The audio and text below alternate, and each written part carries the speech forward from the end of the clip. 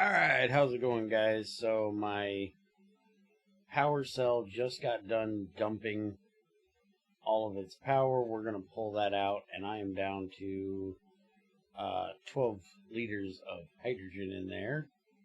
And we're going to move this thing today.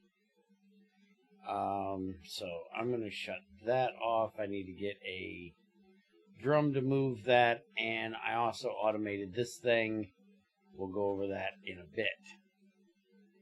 But before I get too much hydrogen build up here, I want to get that switched over. So we need one of these.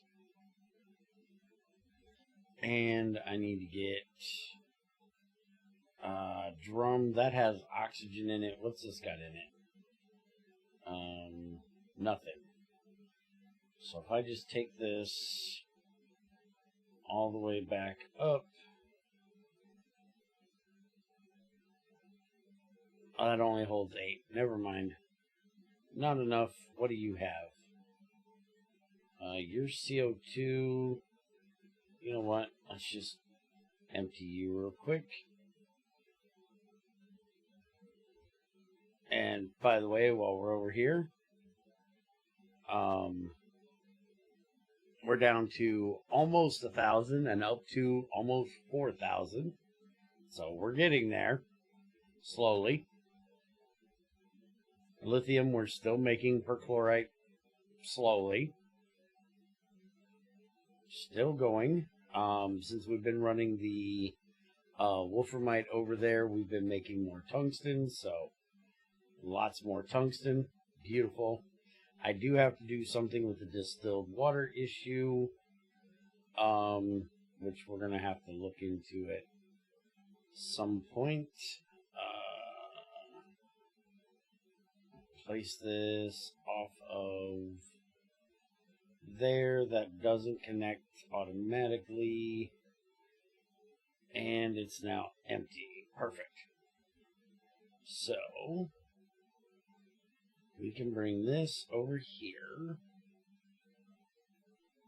and we're going to pull out that hydrogen, and now that is good and empty. So now we want to move this entire setup over there. That way we're not losing so much power when we do this. So we're going to take these two out. And where do I want to input into this system at? I don't have a whole lot of room to do this. I could input right back into this cable because this is my input, and I think that's what I'll do. So we're going to take the battery box. Give me that.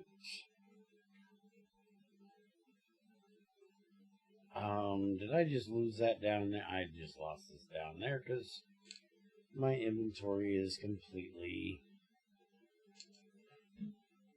full of shit. Not that that's a new thing. And apparently I have no backpack on right now.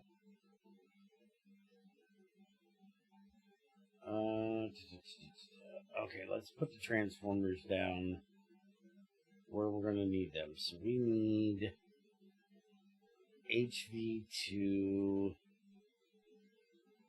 MV right there. And then we'll do the LV from the MV right there.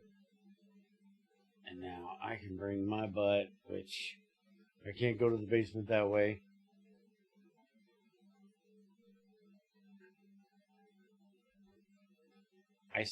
Why'd I go up? Down, dummy. Down, periscope. Okay, give me that. And by the way, I think other than right at the tungsten vein, we are completely out of lava.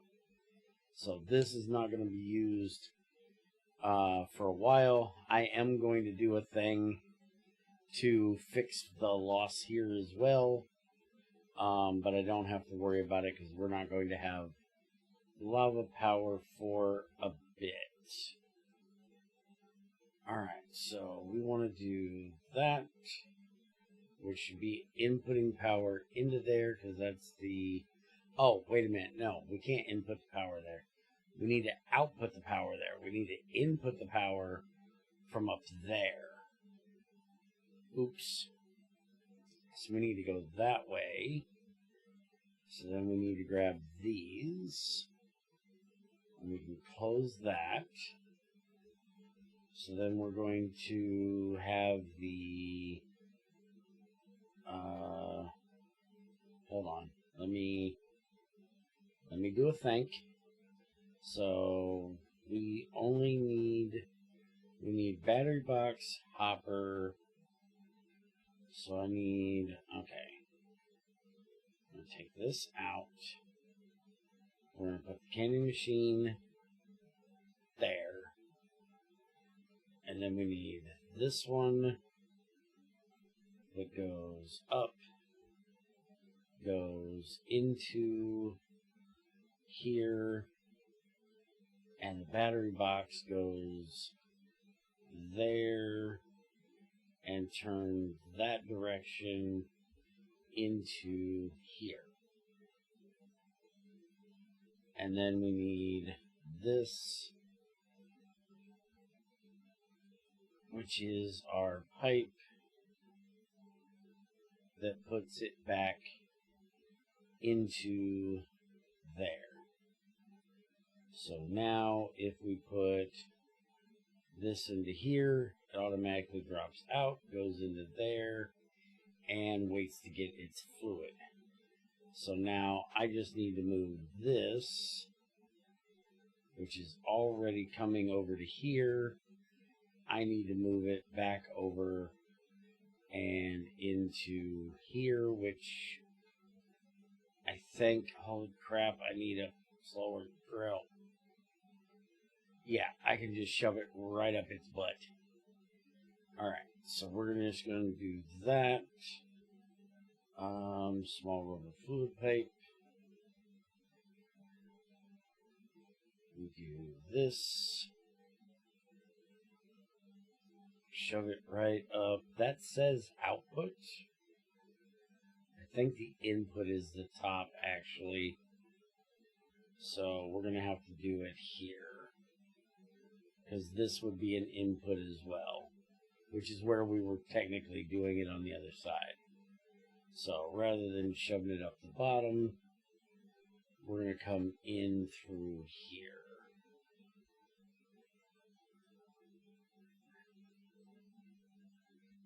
And like that. And now that will start filling this back up with the hydrogens. And now we just have to wait until that pipe gets empty, which if I do this, then that'll make this just one network, which will go down, it'll empty, then I can cut that out and reconnect it, which it is done. So now do that, and just rip all of that out of there. And for right now, we'll just do that. That'll get rid of all of that, and we can fill this all back in.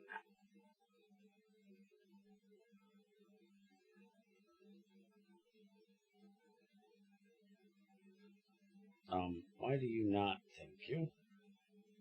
There we go.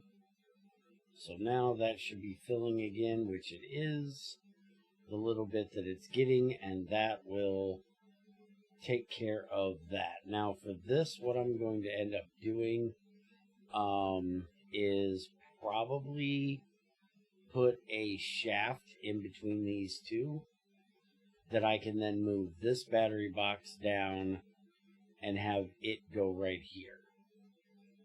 But like I said, we're not going to have to worry about that for a while because we have literally no lava left. Anyways, we need to get this hooked up now. So this down from here and into there. That'll power that. And that'll take care of our canning machine getting power. So just basically moved it from there to there. Everything's fine. Now, as for the power change that I did here, you can see we're at just about half right now on our power, and our turbine is not running. That is because I set up just this basic thing here, which is a comparator that gets locked at 7. And I use the manual one so I could play around with it a little bit. I will end up changing this off to a regular selector tag. I did have it at 6, but I think 7 is going to be better. But you'll see that if I take this up to 8, it should turn on. I have to go down to 6. Down to 6. There you go. Now it's unlocked. Now it'll turn back on. So now we take it back up to 7. It turns it off. So I have this set in. Break this block so I can get underneath it. So this one is set at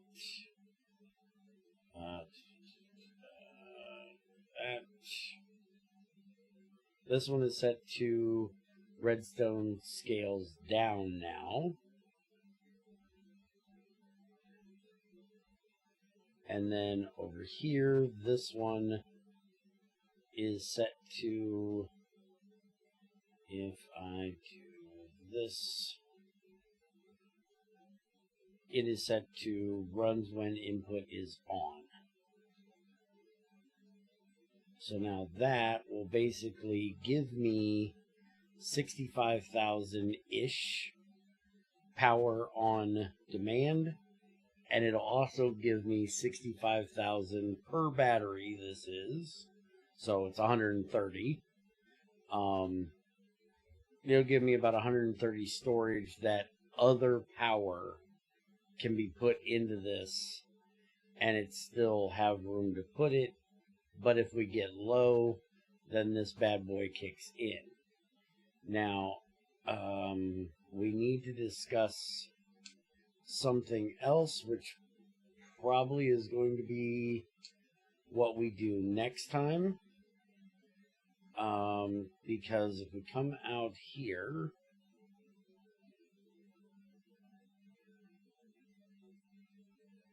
you will see that our distillation tower is off again. This time because we're full of petrol.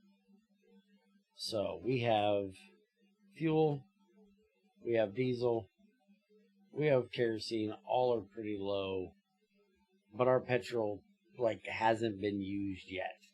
So we have tons of that. And then our butane, which is what we use for plastic, we still have a bunch of, and our propane, which we're running through the gas turbine, we have plenty of that as well. So we don't need to run it since we have plenty of petrol, and petrol is what we're running most of the base on, and we have tons of propane still, which is what we're using for fuel.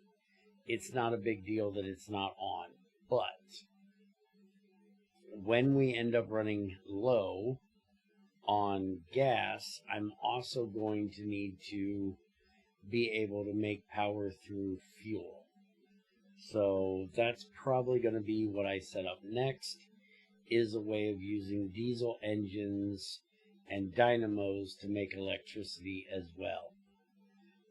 It's kind of sad that Greg's never given us a multi-block diesel engine, and we're still stuck with just the small ones, but we can make MV power 256 Ru from a tungsten steel.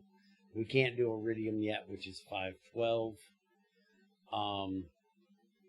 And if you look at the dynamo, 256 is the top of the RU that you can put into an MV electric dynamo, and then 512 would be mid-range for HV, but we can also put 512 or 256 into one of them as well. So we kind of have choices of how we can do this. We could do multiple on a gearbox, multiple diesel engines on a gearbox going into an electric dynamo and just make HV directly. Or we could go with just doing one diesel engine, one MV dynamo, and transform that up to HV, which then would end up being transferred up into EV. For our batteries, basically this line is going to be where we're going to put them, so I need to decide on that. I may hold off until I can get the iridium ones, since we really don't need it at the moment. I need to get a whole lot more of this done so we can get that manganese out so we can start doing aquariga, because I really don't want to have to mess with making chromium pipes and then pulling them out and switching them back over to make stainless. And I'd rather not make waste gold for pipes. I'd rather use stainless, so I think I'm going to wait on it.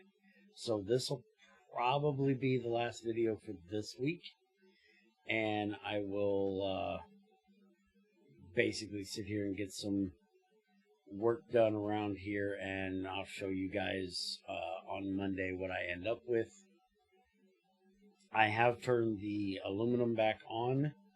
We weren't running aluminum for a little while because we were actually out of the cryolite, which I did run a batch of cryolite.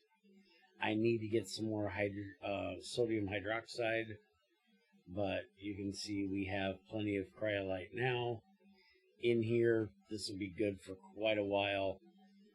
We're just waiting on the electrolyzer to get the CO2 turned into carbon, because running it just from the carbon from here really doesn't work too well because we don't keep enough carbon ahead. This electrolyzer runs too slow compared to the electrolyzer, but we've got 5,000 aluminum already. It's not really a big deal, so it's fine that it's slow. As long as we don't need a huge batch of it. And you can also see we have gone through almost all of our pyrite, and it looks like we've gone through all of our wolframite. We just have the issue of the wolframite has been running, so it's got this box all locked up again, and we're slowly getting through all the tetra over there. This is running us, butt tons of things through here, getting us more sulfur dioxide. Everything is running beautifully. The only thing is we are out of salt, so we're not using sulfuric acid and rock salt to make our hydrochloric acid, but because we're running that electrolyzer over there and we've been getting rid of it, we're able to actually use up all that chlorine instead of getting rid of it. So that's where our hydrochloric is coming from right now, is from chlorine and water, which, as you can see, we have actually ran completely out of chlorine. But that's fine because we've got, all of that chlorine that is basically stuck in those right there, that's going to be going back into the system once the electrolyzer gets done running all of our ferrous chloride and manganese chloride. We also have all of this magnesium chloride that needs to run as well. So that's your update of what's been going on and getting the changeover done for moving this down to save us a little bit of loss there. There is a thing Greg did a commit that is supposedly going to help with our filters and pump interaction issue. So hopefully when we get to the next update, which Lord only knows when that's going to be, could be tomorrow, more likely it'll be 3 to 6 months from now, we will have the ability to look at that interaction between pumps and filters again, and hopefully it'll actually work. Anyways, have a good one. Take it easy. Hope you enjoyed, and I'll see you next time.